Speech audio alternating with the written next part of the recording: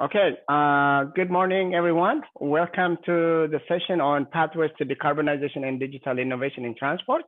My name is Biniam Reja. I'm the practice manager for the global unit in the Transport Global Practice of the World Bank.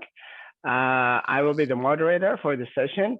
Today, we are joined by four wonderful panelists from academia, primarily. We have Jill Duranton. He's the Dean and Chair and Real Estate Professor at the Wharton School at the University of Pennsylvania. We have Marta Gonzalez, Associate Professor, City and Regional Planning at the University of California, Berkeley. We have Marco Gonzalez Navarro, Associate Professor, Department of Agriculture and Resource Economics, University of California, Berkeley. And then Louis Fulton, Director, Sustainable Transportation Energy Pathway at UC Davis. Welcome, panelists. It's really a great honor and a pleasure to meet you and to moderate the session. So today's topic, basically, just to give a context, so at the World Bank, transport investment is one of the largest sectors where we are involved. Oftentimes, the motivation for us in investing in financing transport is the economic development that it brings and the access that it provides, the mobility that it provides. In a number of countries, what we're finding is, despite this large investment, the emission and the deterioration of air quality, the increasing in congestion continues to increase. A good example is, I think, here in China, where I'm based currently, is that there has been, over the years, large amounts of investment in all modes of transport, whether it's in roadways, in urban rail, in buses. They really have invested quite heavily. And yet we see that emissions from the transport sector continues to increase, while in other sectors, actually, they are doing quite well. Air quality, transport's contribution to PM 2.5 in the Beijing area, for example, continues to increase, and while heating and industry are getting less and less. So I think this is going to be really a great opportunity, great panel discussion to see what else can we do just beyond simple investment on infrastructure? What are the policy tools that we need to think about? What instruments do we have? And what are the lessons that we are going to do? So in this webinar, as I said, we are joined by four distinguished panelists. And so the first one that's going to go is Professor Jill Duranton, and he has the topic for his presentation is going to be decarbonization of cities, mobility, congestion, and greenhouse in developing countries. And then we will have Professor Marco Gonzalez Navarro talking about mass transit, subways, growth, and urban air pollution, implications for greenhouse gas emissions in developing countries. And then Louis Fullerton, Director of STEPS, will be speaking on technology and fuel transition scenarios for cars and trucks. Finally, Marta Gonzalez will speak on the role of electrification of transport in mitigating climate change, use of big data, traffic, and congestion. A little bit of housekeeping for the audience. We do have a chat box. So when you hear the presentation, please go ahead and put your questions on the chat, and my colleague Mathilde will be collecting and asking questions on your behalf. So you can always just keep writing it as the questions come to your mind. We will have 10 minutes for each presentation, followed by 5 minutes of discussion on each panelist presentation. So without any further ado, now I'm going to hand it over to Professor Duranton. Over to you, Jill. Thank you. Okay, thank you very much. I'm delighted to be here. At the same time, I've never really worked directly on greenhouse gas emissions. I've done a fair amount of work over the last, 15 years on urban transportation, on some other aspects. So what I want to do in this presentation is, based on that work of mine and some other parts of the literature, try to see what we can say, or what I can say about what decarbonizing one infrastructure in cities of the developing world. So I'm an economist, so let me start with the more economically way possible by saying that urban travel is mispriced. That's the first thing we learn when we study with transportation with economics. And there's this nice paper from some years ago by Jan Parry and co-authors looking at car externalities from privately owned vehicles, and I've slightly adapted the numbers, revising them up or down, well, depending on what I feel and accounting for some inflation well over the years.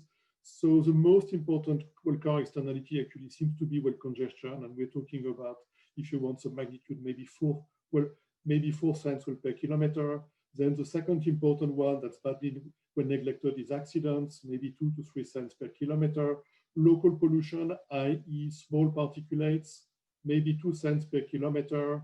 And the last one is greenhouse gas emissions, global well pollution. So when you look at the paper by Yen Parry et al., they claim 0.2 cents per kilometer. They have a pretty low price of carbon. So let's say maybe slightly less than a penny per kilometer for global well pollution. What's missing here is we also feel today that there are some negative amenity effects associated with the presence of traffic and transportation infrastructure very locally. There's a nice nice recent work by Jeff Lynn and Jeff Brickman at the Federal Reserve Bank of Philadelphia talking about this. It's not going to be huge. I mean, it's going to be the same sort of magnitude or smaller than those numbers, but it's still going to be part of it. It should be part of the calculation as well. So when we try to compute a private marginal cost of travel, we find that actually those externalities create a wage of maybe 20% between the social and private marginal cost. So those numbers are typically for the US and other rich countries. What about developing cities? So the first thing to note is that yes, the cost of congestion in a poor city is going to be much less because the value of time is going to be much less. So we should be thinking relatively and so the one thing that actually is going to be more prominent in the because that's an absolute, that's the value of greenhouse gas emission, and at the denominators, that's going to be gas prices, which is also absolute. Then what about those externalities? Are they worse? Are they less bad in developing cities? I think the case for a worse congestion externality in the developing world is actually hard to make. Yes, we do observe that large cities in the developing world tend to be more congested. I have some evidence of that with Piotr Jakbar, Victor Couture, and Ramon Storigard in some work in progress. But is the underlying externality worse? I mean, I have a really hard time actually looking at Bogota in great detail with Piotr Jakbar over the last 5 years. It's been a long ongoing project. We have a hard case to, it's a really congested city, actually the most congested city by some metrics, but it's because of high demand for traffic, not because of a worse congestion externality. Work at the World Bank by Théophile Bougna, Ariana Wellegovini, and others is saying that maybe the accident externality is worse in developing cities. It's not going to be hugely worse, but it's going to be worse. And because we're using vehicles that are in worse states, older and so on and so forth in the cities, maybe the local pollution is going to be worse. But by and large, if the wage is maybe 20% in rich cities, it may be between 20 and 30% in poor cities. So it's not going to be that much worse. So then this wage, how much excess travel is it going to lead to?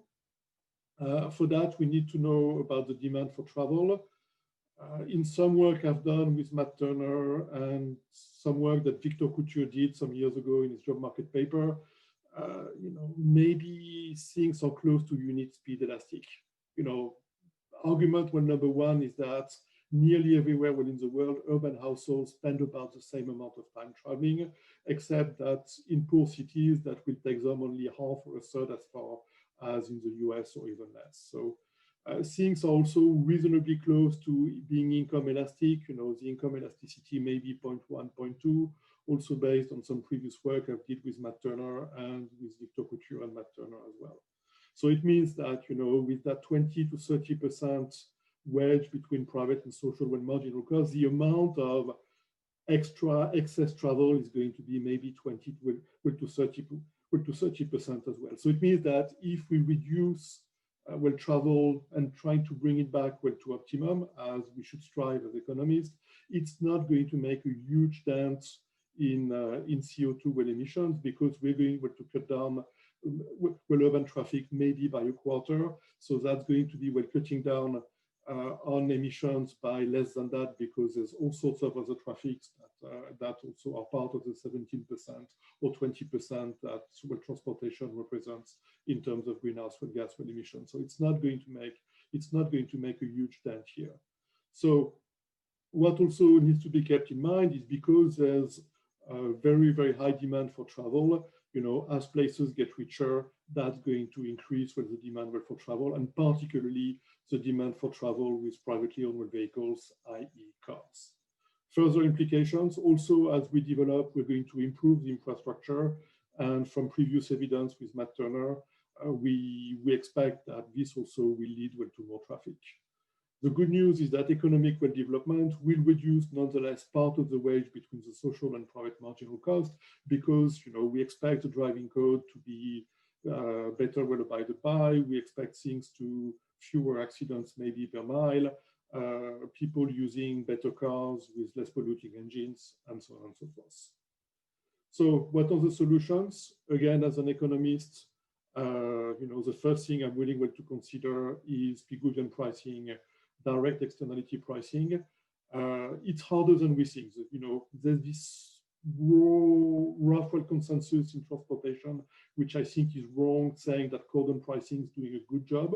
So cordon pricing is basically, if you enter this congested zone, you will have to pay.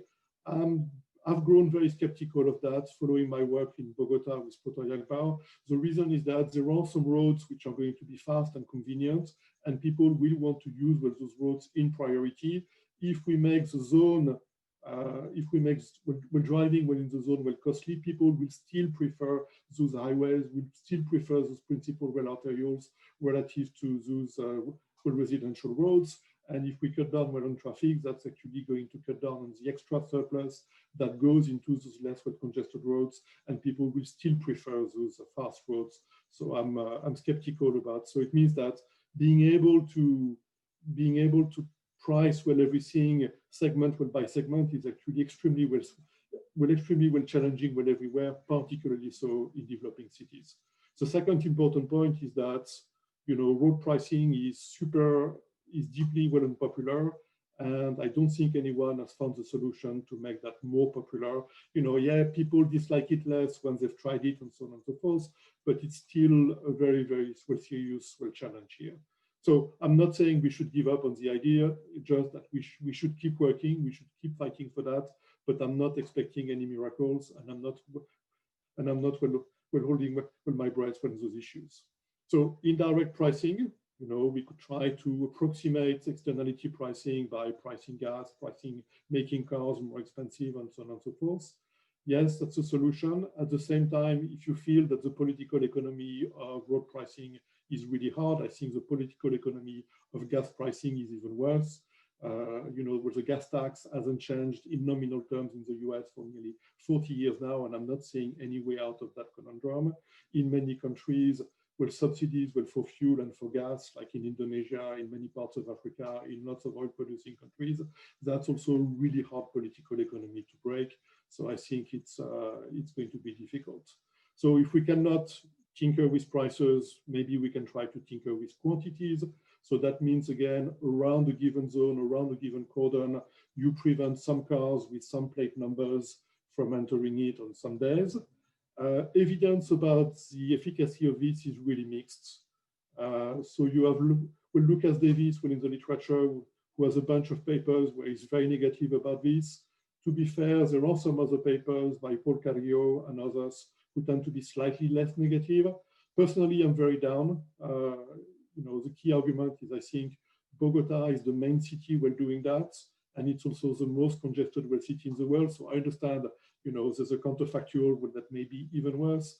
But after 20 years of doing that, the fact that Bogota is still super highly congested, it's telling me that it's something that doesn't quite work with those quantity regulations. My preferred interpretation is that, if you cannot drive on Monday, you're going to do your driving on Tuesday. So this is basically, you may end up doing the same amount of driving at a time that you prefer less, and it may not do very much for congestion.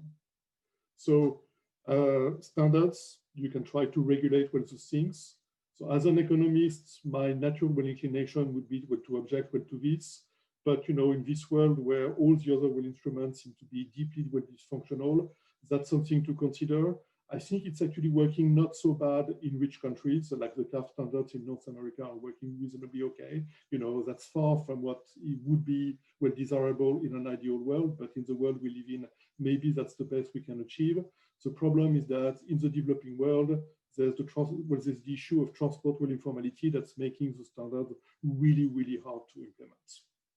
So what about other solutions? People have been talking about urban planning and try to regulate cities to reduce those externalities, to make things more accessible. Yes, there's something to this, but at the same time, the effects are pretty weak, as we found with Matt Turner. So, we're not going to make a big dent into CO2 emissions by regulating urban planning. And as you make people actually drive less, you also make them drive slower and more well congested, and that's going to offset part of the benefits. Mode switching is very big these days. Yes, I'm all in favor of bicycle, electric scooters, transit, walking, and all of this. But in practice, mode substitution, it's more like motorbikes and ride hailing. So that's an issue. Cheaper transits. Yes, transit, when it's cheap, it's buses, and it takes 3 or 4 times as long as cars. So that's not very popular. In practice, that's going to be an inferior good. So making people switch to buses is going to be difficult. Making people switch to fast transit, door to door, that's going to be much easier, but that's also going to be really, really expensive. Like building subways is an order of magnitude more expensive than providing buses. So I think really the only game changer is going to be new propulsion technologies for vehicles, i.e. electric or some other sources of some other forms of energy. And if it's electricity, we also need like clean electricity generation. So the problem here is it's going to take time before those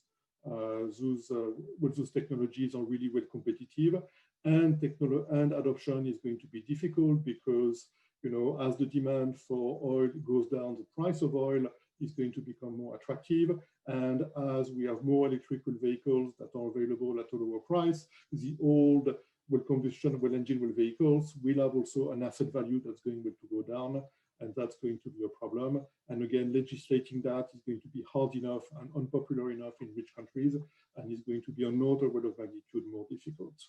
So to wrap up. Jill, yeah, let's wrap it up, Jill, so we can stay on time. Thank you.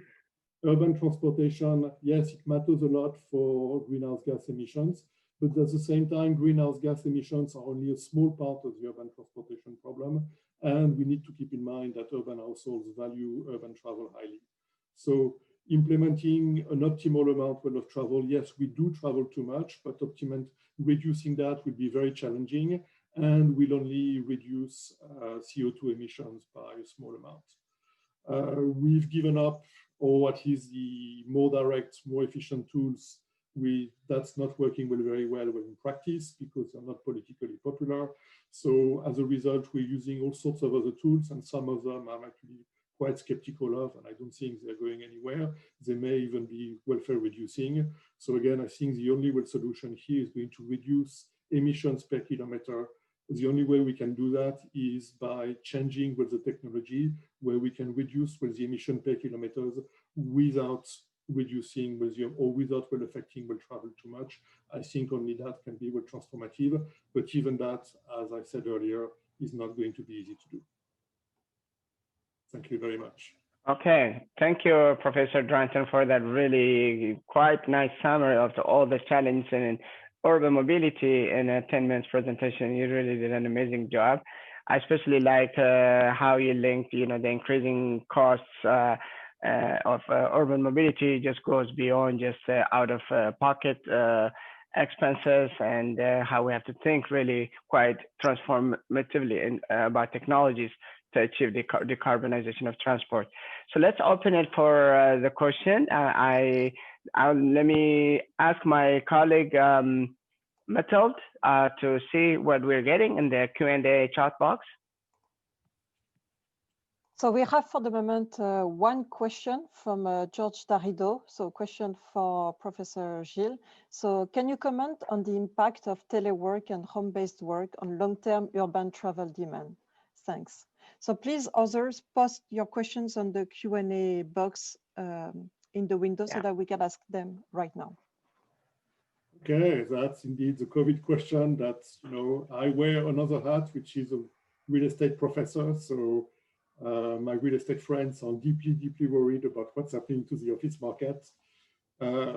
So I think at the moment we are in this situation where, you know, we're still in the crisis.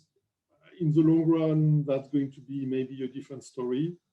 You know, some of us who are spending 99% of their time working from home will return to the office, I think, part of the time. So when we look at surveys, I think it's quite interesting. Workers say that they would like to actually remain working from home at least part of the time. So whatever, it's actually pretty evenly well divided from the last surveys we have seen. Like some people would like to go back full time, a small proportion. Some people would like to work from home maybe 1 or 2 days a week. Another proportion would like to work more, and another proportion would like to be from home full time. At the same time, firms, I think some firms early on announced, okay, everybody will work from home and this is going to be forever. We're making that decision now.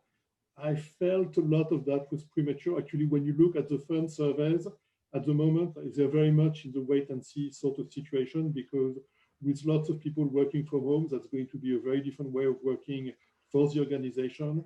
And I think, you know, we need to know about what are the productivity costs, all of this. So the little bit of evidence we have is saying that actually people doing reasonably low-level jobs, they might even be more productive from work. There's a very nice paper by Nick Bloom and co-authors from some years ago. Actually, even well after a year, well, these people actually seem to be more productive working from home. But people whose life relies on being able to communicate with colleagues and others, well, like mine, that may not be exactly with the same deal. So I think firms at the moment, they're not changing their plans. Like for instance, they're renewing with their lease mostly as is, and then we'll see what happens in the future. They're studying what's going on, and I think this is just right. So my feeling is that yes, there will be probably a lower demand, but you know, we are back 90% from where we were pre-crisis in terms of the demand for commutes. We may, after crisis, we may go back to whatever, maybe 95%. And then, you know, there'll be some demand for other forms of travel, because if we don't spend time with commuting, we may want to use that time to actually travel to some other places. So time will tell here. You know, I don't have my crystal ball, but for commute, I feel firms are still waiting to know what they want to do, and that's just right, because they want to study, you know, how the organization may work in this new world. And the productivity implications are not trivial for many workers. Okay, great. I think we have one more question, Mathilde, coming in the chat box. So there is one question from Bianca, so that I'm going to read. Yeah. Given that emissions from different urban forms are quite different, so taking the example of Atlanta versus Barcelona, is it advisable to not put your cards on compact development, and especially for currently urbanizing countries? Thank you. So we wrote a paper on this with Matt Turner. What we find is that the elasticity of mileage with respect to density is whatever, maybe minus 10%.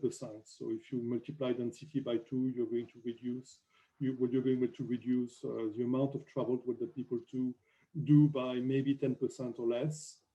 The thing is that these people are also going to travel slower, because this more compact city travel will be slower, and as a result of that, you know, the amount of time that they spend driving is not going to go down. So to the extent that this is a proxy for CO2 emissions, it's not going to do a huge amount. And the other thing is, you know, those urban forms are pretty set. We're not going to make Atlanta look like Barcelona in any amount of reasonable time. That's not going to happen. And what we also need to keep in mind is that a lot of developing cities are already super dense, And that's part of the reason of why there's so much well congestion, and congestion breeds, beyond CO2 emissions, also breeds lots of other forms full of pollution that at some that are actually socially even more costly. We're talking about small well particulates leading to asthma and premature deaths. And in the US, we value each death at 10 million. So it's actually, the cost of that is really, really large. So I think, when this notion, we should all make things super compact, I'm very skeptical of that. I'm not saying that well density is wrong, so don't get me wrong. I'm not saying well density is wrong, but promoting well density as costs and promoting well density is really hard to do. Okay, great. Thank you, Professor, for that comprehensive answer as well, and excellent presentation. So because of the time constraints, we have to move to the next presentation. And the next one, now we're going to look at a specific mode, like a subway, and its impact on air pollution and emissions. And that's going to be given by Professor Marco Gonzalez and Navarro. Marco, over to you, please, for your presentation, and you have 10 minutes. Thank you. Okay, thank you very much, Binyam, and thank you for the organizers for inviting me to present today. I'm mostly going to be talking to you about a single paper. It's called Subways and Urban Air Pollution. And it's joint work with Nick Gendron-Carrier from McGill, Matt Turner from Brown, and Stefano Poloni from Mapwell. And we just got accepted at AEJ Applied, so we're happy about that. Okay, so the question we're trying to answer here is, does the construction of new subway transportation systems lead to citywide air quality improvements? And as has been mentioned here by Jill, subways have been proposed as a substitute for carbon-intensive mobility in large urban areas. And so in principle, we could expect better air quality from the construction of new subway systems. So what we did is took a very empirical approach here and looked at the universe of all subway systems that were inaugurated between 2001 and 2016, anywhere around the world where it happened. And so we had 58 in total to study. Before I go to the results, let me tell you a little bit about what we know between the relationship between subways and urban air pollution. So first, you should think of the literature that studies automobile traffic and air pollution. And there's many papers here showing that when we have more cars on the road, you also have more air pollutant, higher air pollution levels. One example is Chen et al. Looking at the Beijing license plate restrictions, showing that when you have less cars, you have less pollution. The other part of the literature that it relates to is subways reducing vehicle traffic. So a good example is Anderson 2014, when the LA subways went on strike. You saw more delays on the highways that were close to the subway lines on strike. And there are other examples here. Now, the direct relationship between subways and air pollution, so this is an indirect, right? So if we get subways, we should see less congestion, and less congestion should lead to better air quality. There is one paper that did this for a single city. This is Chen and Wally, and they looked at the subway opening in Taipei and found broadly improvements in air quality for not all, but a few pollution measures. Now, what we do in this paper is basically to expand on Chen and Wally and look at 58 cities. And the other thing we do is they look at really short-term effects of weeks around the subway opening. We look at years after a subway opens and to ask whether the air quality improves. Okay, so what are considered subways in this study is electric, what you typically think of as subways, electric powered, high capacity, serving urban areas. The average system that opens here in this time frame has about 14 subway stations, but 1.2 kilometers apart, one station from the other. And they're basically covering mostly the downtowns of cities or around there. The type of mobility they provide is after about 18 months, on average, these systems provide about 130,000 trips, but huge variation. Some only 4,000 trips. So you should not expect a lot of air pollution improvements there. Others, generate about 400,000 trips per day where you do find effects. So the cities that are building these new subway systems have about, they're about size 4 million. Here's the pattern in terms of daily ridership per 1,000 people that we observe in these data. Starts at about 20 and it builds rapidly. So these are on the x-axis as months since the subway opened. And you can see it's providing about 60 up to about 80 rides per 1,000 people. So that's significant. You know, that's about, depending on how much people travel and what mode, it could account for 3 to 10% of all motor vehicle trips in a city. The pollution data we use, it's challenging because we don't have good, same type of pollution monitoring systems across the world. So we use satellite-based measures of particulates. So these are recorded by satellites, and the measure is called AOD, aerosol optical depth, and it measures the particulates in the air. You know, it looks at haziness. You know, when you see a polluted city, you know what it looks like. So that's what the satellite is capturing. And so here's the average air pollution for a whole year, 2017, and darker is more air pollution. You can see more air pollution in China, India, and white means missing values, okay? You can see here in the western part of Africa, also high levels of air pollution. What we do is zoom in into that picture, and for every month, we take a picture like that and look around cities. Here's the case of Palma, Spain. What I'm showing you here on the left, the little dots are the subway system at the end of the study in 2017. In gray is the city footprint measured by lights at night. And what we're gonna do is draw circles, mostly the 10K circle, which is the small one, and measure air pollution in this circle over every month around the time the subway opens, before and after. We're gonna compare before and after. Here's the data that we have. So in the right-hand side, basically pixels tell us the level of air pollution, and darker is more higher levels. Okay, so that's what we do to the, that's the intervention, that's our outcome variable, and our research design is basically comparing, looking at the evolution of air pollution before the subway opens, and then comparing it to after controlling for things like the satellite, the weather, regional trends in pollution in the continent, and importantly, city by calendar month dummies. So we have controls like Junes in Mexico City tend to be high pollution. So we have a dummy for Junes in Mexico City, for example. And so let me go to the results. So here is our main average effect graph. So what I'm showing you here on the x-axis are months relative to subway opening. 0 is when the subway opens. And on the y-axis is the change in the AOD. So you want to see no trends beforehand. This is all relative to the month 6 before the subway opens. And these are coefficients on impacts of subway. Of course, you don't want to see impacts before the subway opens, and then you check what happens afterwards. You can kind of see a small decrease in air pollution, right? This is what the negative would be, but we can't, these are confidence intervals. We can't reject that it's different from 0. So on average, we don't find improvements in air quality. This is graph showing you up to 18 months after the subway opens, on average for the sample of 58 cities where they were built in the last 20 years or so. But we do find, as I was saying at the beginning, huge heterogeneity.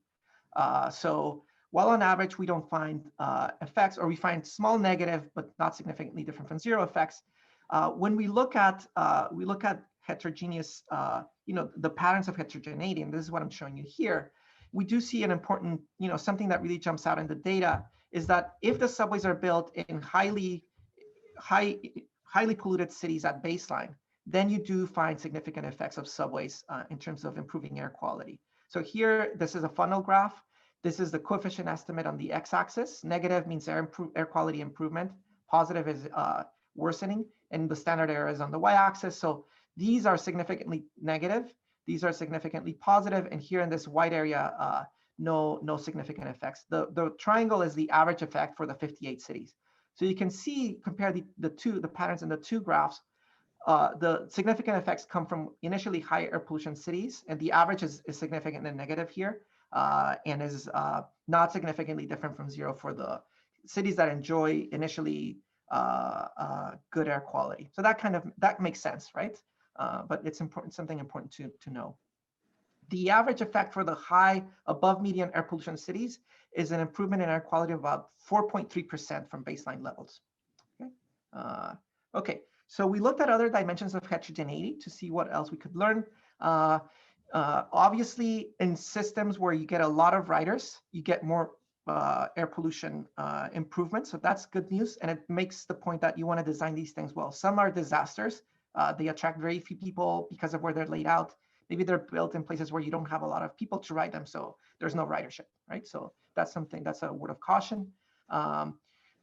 Second, we looked at expansions of lines. So new lines versus inaugural lines, which is the main thing I was showing you before.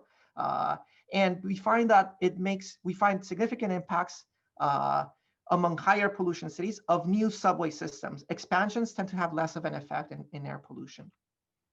I also promised you effects that go beyond weeks and looked at as far as out as we can see with our data. And you can see that the effects tend to be, if anything, increasing. We were worried about a decrease. We were worried that maybe at the beginning people use a subway, but then eventually other drivers start driving more, as Jill was mentioning. Because these serve downtown congested areas, it might be a little bit different, but in any case, we don't find a worrisome reversion back to zero as we look further out. We look at downtowns versus further out areas, and we can detect improvements up to 25 kilometers away from the city center. Beyond that, we don't find significant effects. So the last thing we do in the paper is think about how much should we value these air pollution reductions that we find among initially higher pollution cities. So there's a big literature in economics estimating the relationship between pollution and infant mortality. Here's one example that is useful. This is for Mexico City, but the other papers find very similar estimates. So when we do that, apply our improvements in PM10, implied improvements in PM10 levels to these estimates, we get about 22 infant lives per year, which is worth about $43 million. Now, the subways don't just serve 1 year, right? They serve many years. So if you were to discount at 5% these benefits and sum up 5 years of effects, you would have an externality in health that is valued at about $200 million. If the effects were permanent, you get even bigger numbers. Now, that's just for infants. When we use the global burden of disease methodology, they have mappings between levels of PM2.5 and reductions in PM2.5 and mortality risk ratios for all ages. So we can get out impacts, the reductions in air pollution might reduce mortality among older people too, basically. And so when you do that, we find that these implied improvements of a subway, the average in higher pollution cities, is about 1.7 micrograms per cubic meter in PM2.5. So this is about 500 lives per year is the estimated impact in terms of health benefits of a subway system opening in a higher pollution city. It is about $1 billion using the standard statistical value of life estimates. So that really is a chunk of what it costs to build these things and operate them. So, you can get bigger numbers if you add them up. So 5 years at a 5% discount rate is about $5 billion US. So let me conclude here. We find that for initially high air pollution cities, so that's about cities that experience on average above 28 micrograms per cubic meter PM2.5, and many of them do, especially in the developing world, the air quality improvements are economically important. We find that new systems have more impacts on pollution than expansions of existing systems, and the effects are concentrated in downtowns where the subways are located. And overall, when we look at the how much we should value those air quality improvements, they would justify subsidies for subway construction and operation. And that's what I have. Thank you. Okay, wonderful, Marco. That was excellent presentation, and a lot of insights there, especially at the end, how you really brought it together to look at the human capital dimension of subway improvement and the reduction in morbidity and mortality, and how that translates to actually real economic benefits and a way to justify major expansions. And there are a lot of other lessons as well that you brought out in terms of making sure that we do the projects where they are needed the most. I mean, this goes without saying, but actually you do need to repeat this message over and over in many cities. So thank you so much. So I don't see any Q&A yet. So what I will do maybe at this point is move to the next presentation, and then we can come back to the Q&A session together, so that we listen to the other two presentations, and then we do. In fact, the next presentation from Louis Fulton is going to talk about cost-benefit analysis of electrification. Kind of is a good segue from what he just told us. So let me invite Professor Fulton to the stage, I guess I suppose, to the online stage here, and make his presentation.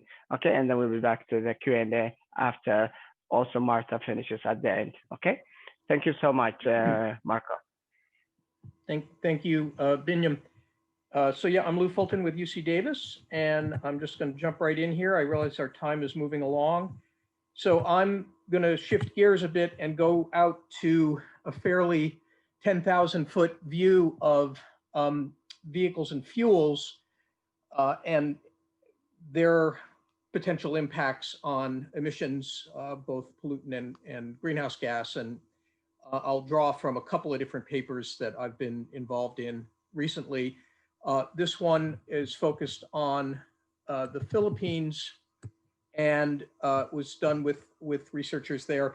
And basically the idea was to go through a lot of different possible vehicle technologies and fuel types and modes, particularly thinking about Manila, and looking at near-term and longer-term costs, both the private costs per passenger kilometer of operating.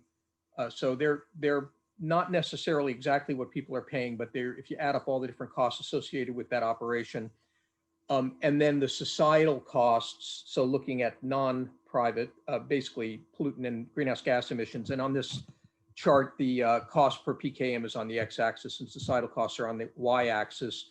And just to very quickly give you the punchline, the most expensive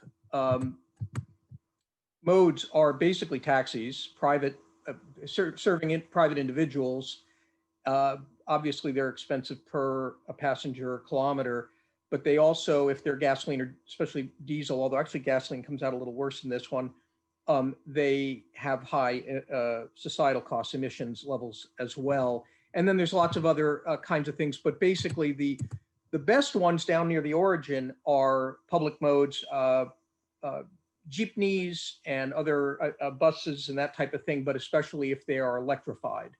And as time goes on, the grid in the Philippines is assumed to continue to decarbonize. So this might be sometime after 2030 where you have a clean grid and zero pollutant emissions coming from vehicles. And then finally, if you automate them eventually someday and you don't have drivers, then you bring the cost of the service down even more, and it gets it sort of wins the prize on the cheapest from both the private and the social cost. So there's a lot of other issues there, labor issues associated with automation and all kinds of other things, and it's unclear when that's going to happen. But that's the basic landscape, and that paper explores that and compares different modes. So thinking that way, I then turned to a paper that we did comparing 4 countries and looking at their Paris climate commitments from the previous round. They're all working on new ones now. But then looking from that, which really these 4 countries, which are Brazil, India, Kenya, and Vietnam, none of them have commitment packages that get you anywhere near deep decarbonization. So we were thinking, well, what would they look like if they were going to really commit toward deep decarbonization? And one thing we found was that, you know, basically, if you do it on per capita basis, you've got to get down to just well under 1 ton of CO2 per year per person across all the different transportation modes, maybe below half a ton. So that's very challenging, but there's time to do that. That would be like a 2050 target for the world. And so in this picture here, we show the 2015 levels. This is total, it's not per capita, but also in the BAU scenarios, if you can see my cursor here, how much they would be expected to grow in all these countries. So if we don't strongly mitigate, if we don't uptake new policies, there's going to be a lot of increase in CO2 emissions. You get a little bit of offset from on the left-hand side of the zero axis here from upstream. Basically in Brazil, it's from biofuels. You get some of that. But what we need is this bottom set of stacked bars here that gets us back either to the current levels or below. And of course, it depends a lot on where the country is right now. Brazil needs to basically cut it in half. India just needs to somehow manage to keep their CO2 about where it is right now, but it's going to be very challenging to do that. If the US were on this, it would be way, way out, and the reductions would have to be on the order of 60, 70%, maybe 80%, closing in on 100% in a country like that. So when you look at how we can do this, we looked at different packages, but basically settled on what appeared to be a cost-effective package, taking into account studies like the last one I showed you on the different costs of strategies and other research.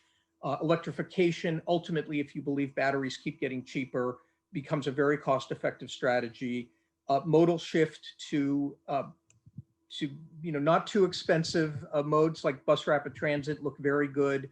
And so you see in the orange and the gray here, the reductions from that base 2050 picture down to the what we call the 1.5 degree scenario is some combination of modal shift and carbon reductions per kilometer by modes. And the shares vary a little bit, but it's somewhere between 25 and 45% modal shift, and the rest is from technology and fuel substitution. All of them getting down. This one is on a per capita basis, but I'm sorry, these the axes labels aren't bigger, but anyway, they're all getting down under 0.25 by 2050. So it's a similar kind of target per capita across these countries, and the paper explores that to some degree. And then one more slide from that study that focuses on trucks, and I just had room to put a couple of the countries on here. So it's got Brazil and India, and you can see the business as usual. The blue is gasoline, the gray is diesel, and in a business as usual, you're just going along with more of those kinds of fuels. In a 1.5 degree scenario, you're starting to ramp down heavily on those kinds of fuels and technologies. This is stock, this is vehicle stock. So sales have to happen much faster. But out by 2050 here, you can see you've got the dark red, that's the electric vehicles. It could also include hydrogen vehicles. They are now, you've flattened out on the stocks of others, and the share of the stocks is growing rapidly for these. And this would keep going out to about 2060, 2065, and you would have completely eliminated the fossil fuel vehicles. And that's to say, again, stocks for trucks, and trucks happen later than cars. So this is almost the later game picture of one of the tougher parts of decarbonization. And in the meantime, you've also shifted from regular gasoline and diesel vehicles to hybrids. The orange and the yellow are hybridized. So almost everything's at least hybridized, maxed out on efficiency, highly efficient, very low pollutant emission vehicles. It'd be nice to do it faster than that. But even with that scenario, you can reach the overall targets. On the LDV car side, you've done it a lot faster, and you've basically completed the process, or very close to completed the process, by 2050. So now the last part of this is to give you an example for what you might call a rich, advanced economy trying very hard to move quickly, and that's California, along with some other advanced economies, have strong targets now. The governor of California, about a month ago, issued an executive order that all light duty vehicles sales need to be zero emission, so electric or hydrogen, by 2035. So that's there are faster ones out there. Norway says 2025. Some countries are targeting 2030. But one thing about the California target is now the Air Resources Board in California has to figure out how this will happen and try to make it happen. This has teeth. There's already a rule like that for buses. Sales have to be zero emission by 2030, transit buses, and then trucks by 2045. And you can see what it looks like in terms of a transition of market shares for buses, light duty, and trucks in the figure here.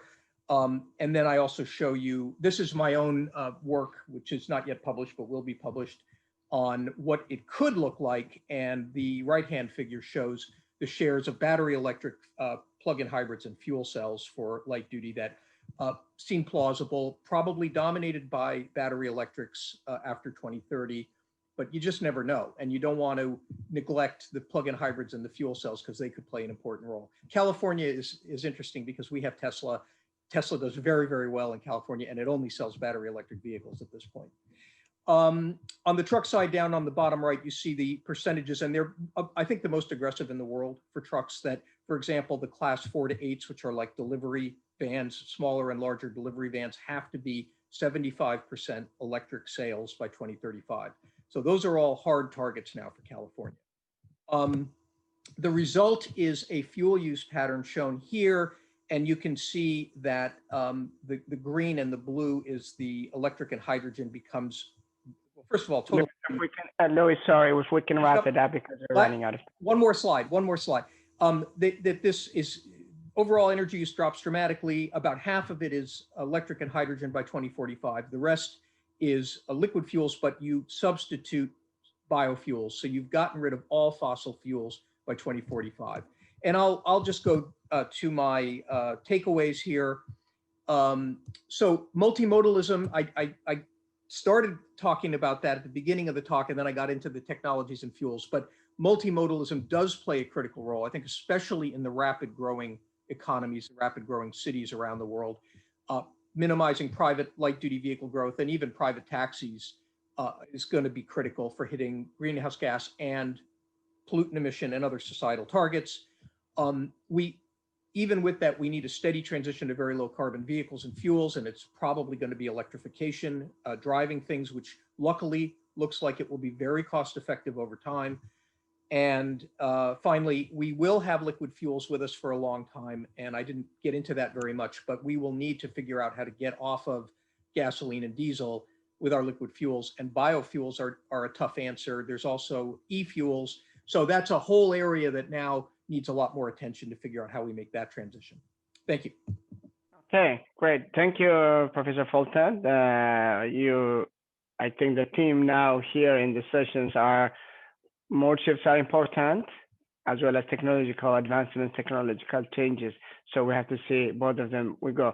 So now let's go directly to Professor Marta Gonzalez, who will actually then bring us back to this idea about electrification, where Gilles in the beginning said that's probably going to be the most transformational way of decarbonizing the transport sector. So let's hear Professor Gonzalez.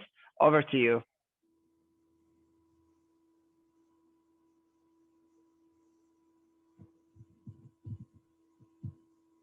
Yeah, I see your screen, Marta, so maybe you need to unmute.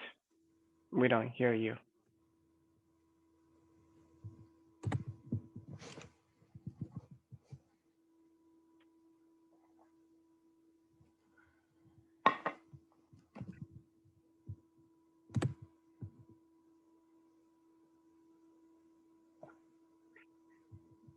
Marta, can you hear us?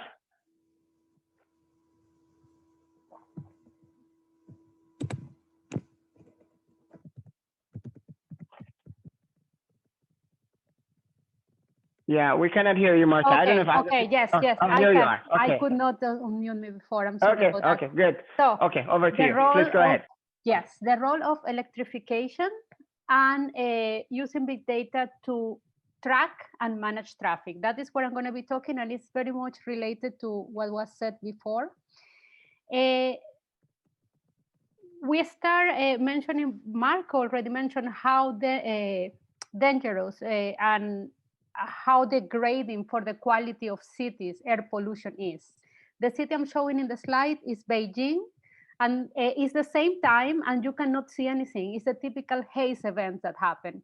So Beijing at this point is losing business, health. So it's really something we need to stop for climate and for health and quality of life. I think it's the choices we do as a citizen and governments are all related. And decarbonizing transport to avoid this kind of situation is one part of the problem.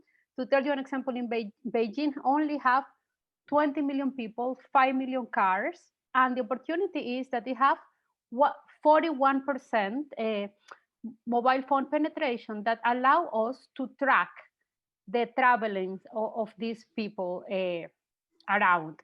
Then the idea is, in this new train that everybody can be tracked, we can go from data to information And then ideally for information to models that allow us to quantify and project scenarios to do better decisions.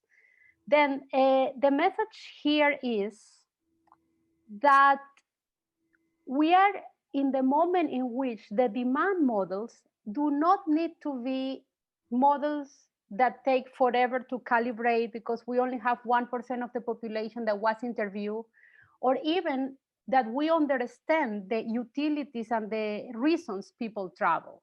Nowadays, we have a turn into a moment in which we have given up our privacy to have instant access to information. That information translates in mobility. It has to be everybody. So the data is sparse, is incomplete. However, it's 41% of the population at least. That together with population allow us to know very well demand models. Then with these new trends that have happened in the last 10 years for transportation demand modeling, what kind of things we can do? And the idea is that the technology doesn't solve the problem. The problem is that everybody is using their cars.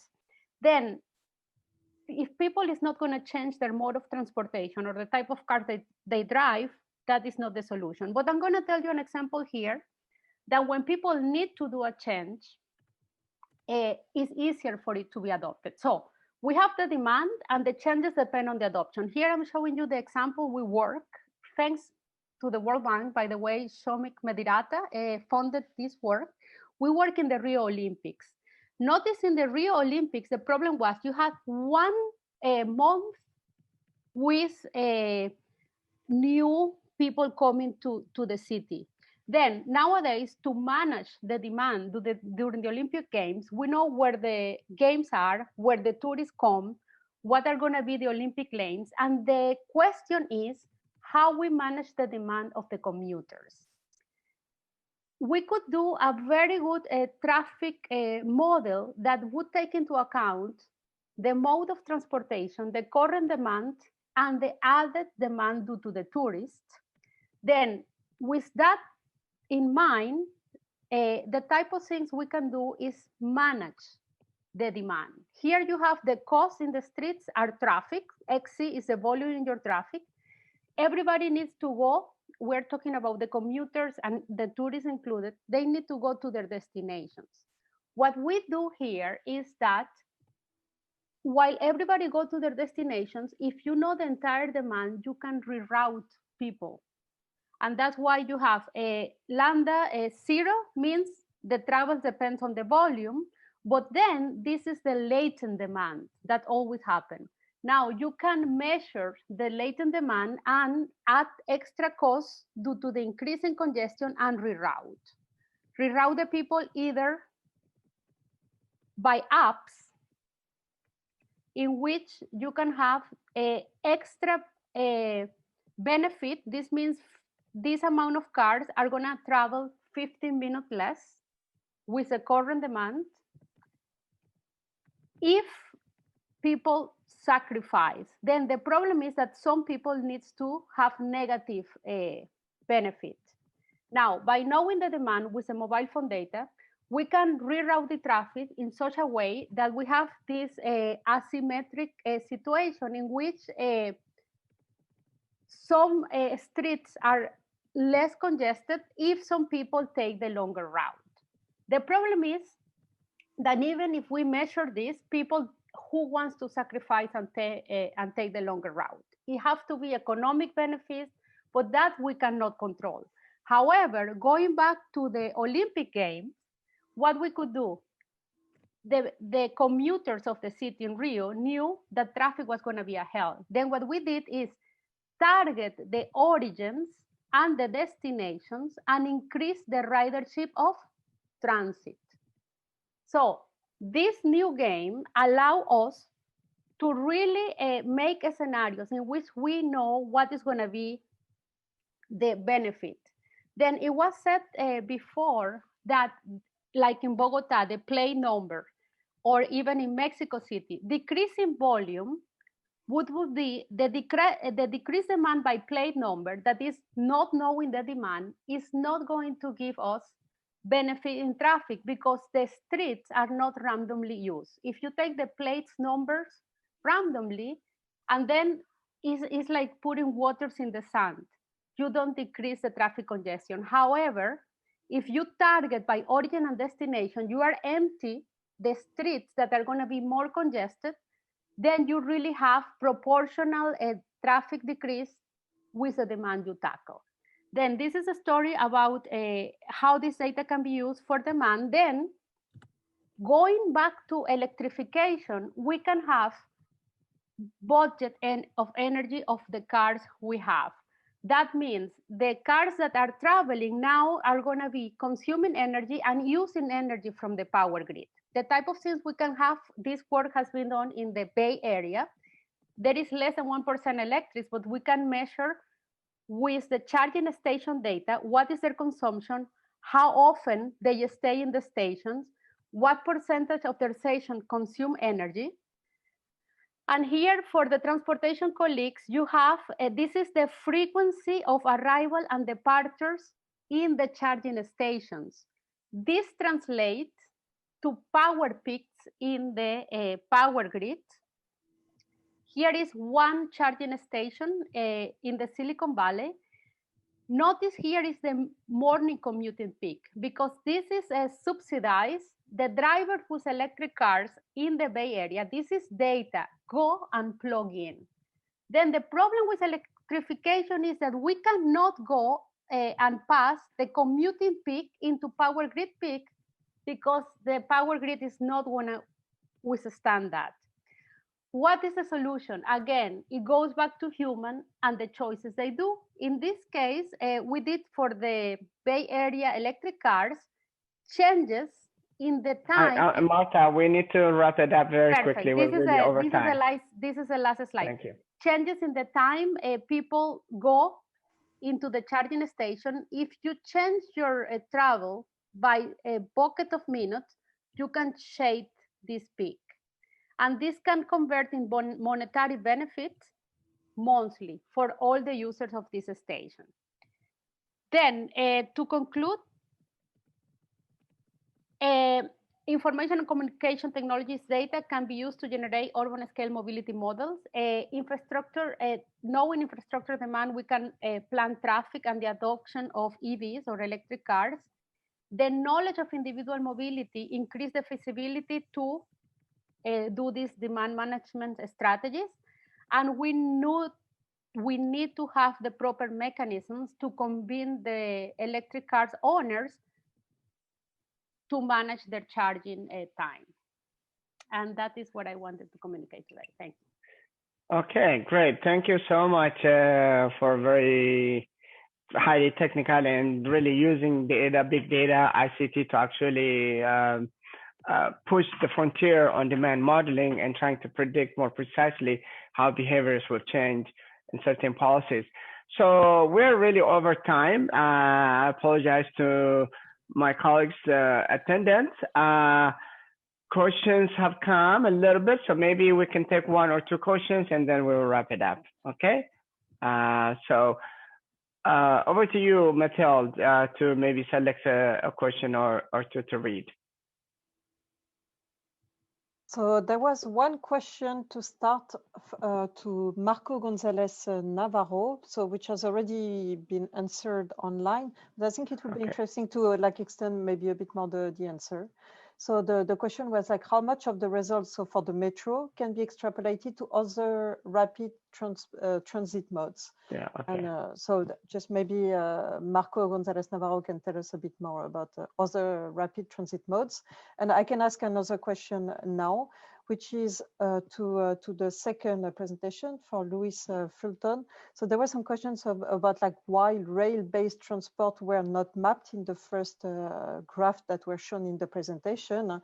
And a follow-up question on the answer was, so the person asking the question agreed that these means are capital intensive. However, they might have high economical societal benefits per passenger as they have high throughput than passenger bus regards. So maybe you can tell us a bit more. And that's it for the. Yeah, just, I mean, simply that they're not going to ever look as cost effective as full buses look on a per passenger kilometer basis, but they do provide very important benefits, some of which are hard to measure, such as time savings. And they are in there. They're certainly a lot more cost effective than taxis. And we do include them in the bigger scenarios. But the other thing is, on a national basis, they don't move that many people, so they don't show up as critical. But for what they do, they're critical. Okay, Marco, you want to take that? Well, so the question was whether the results for the subways that we found could be extrapolated to other modes of rapid transit. So we looked at high capacity subway systems. So we excluded things like light rail that interacts with traffic. We felt it was more like buses. Now, I can mention that we are working on a new project looking at a technology that was developed more in developing countries, which is BRTs. And so we're collecting preliminary data for that. We found like it's really exploding in Latin America and in Asia, the use of bus rapid transit systems. And so we're going to be analyzing the effects on pollution and other outcomes that might be of interest. But so two things to think about is the mode of transit electrified or not is a big deal. In the case of buses, they might not be, so that could generate different effects. But the substitution for cars might be important, and it definitely, we are thinking of this as complementary to subway systems. So stay on the lookout for those results. Okay, very good.